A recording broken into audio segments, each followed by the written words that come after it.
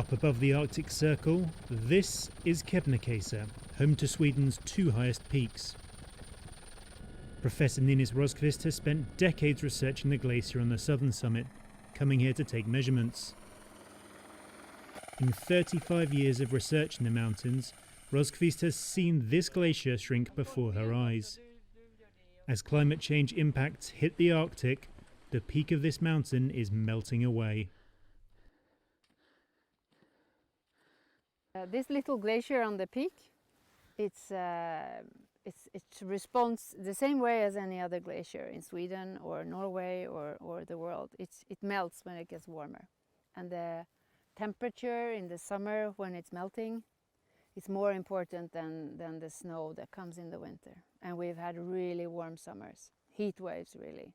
And that has eaten off the glacier so much that it lost the position of being the highest. For years, the GPS measurements Rosqvist is taking would have shown that she was on the highest peak in the country. But 2 years ago, the shrinking glacier meant the northern summit, which is bedrock and stays constant at 2,096.8 metres, became Sweden's highest peak. Warming in the Arctic is happening 3 times faster than the rest of the planet, recent reports say. Rosqvist has witnessed this firsthand, measuring the southern summit as it has melted. With massive glaciers sometimes several square kilometres in size, changes that take decades to take place can be hard to see with the naked eye. For Rosqvist, this is no longer the case. You can't fool yourself anymore. It's just there, and it has impacted this environment a lot. At the base of the mountains, this mire hides another major change taking place in the Arctic landscape. Beneath the marshy land here lies permafrost, soil that is frozen year-round for at least 2 consecutive years. As the climate warms, the permafrost is thawing, changing these landscapes even since research began at this site. When the researchers first started showing up and investigating these habitats, these ponds didn't exist. That smell of the hydrogen sulfide that's associated with the methane that's being released, they wouldn't have smelt that. They wouldn't have seen these cracks and these slumping soil. So it would have been very different. With this metal rod, Keith Larson, head of the Abisko Research Station, can measure the level of the permafrost. The permafrost here has remained frozen for thousands of years, in other places in the Arctic for hundreds of thousands of years. But as the frozen soil thaws, bacteria in the soil begin breaking down the biomass, releasing carbon dioxide and methane.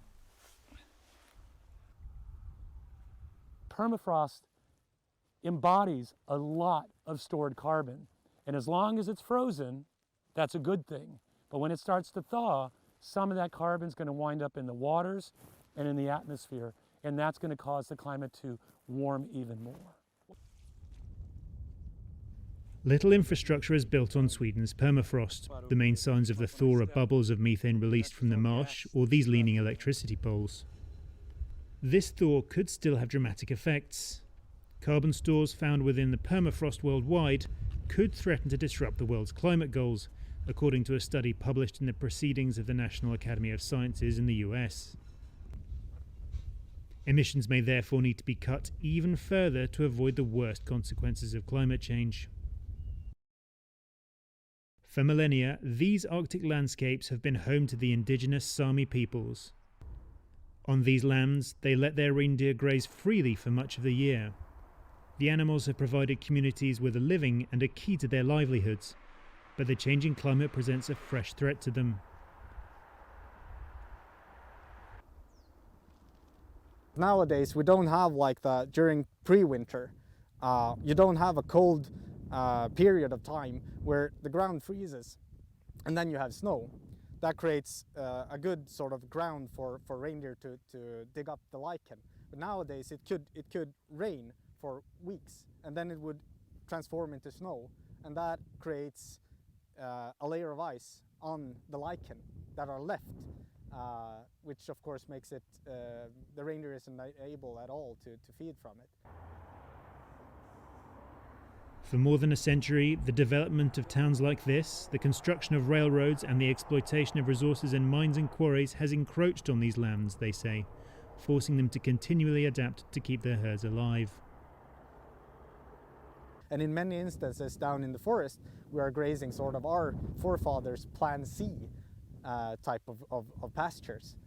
So we really have we have had to adapt a lot to the changes within the landscape. Here, above the Arctic Circle, the changes may already be irreversible. Rosqvist expects the glacier to keep shrinking, but she hopes her research can serve some purpose, offering lessons to other regions facing the challenges of climate change. I think the glaciers here will continue to melt because it's still getting warmer and we haven't reduced our emissions yet. But maybe we could stop the melt of the larger ice sheets, and then the knowledge we have from here can help. We see very clear signs that it's melting here, and we don't want that to expand to the bigger ice sheets. It's not good.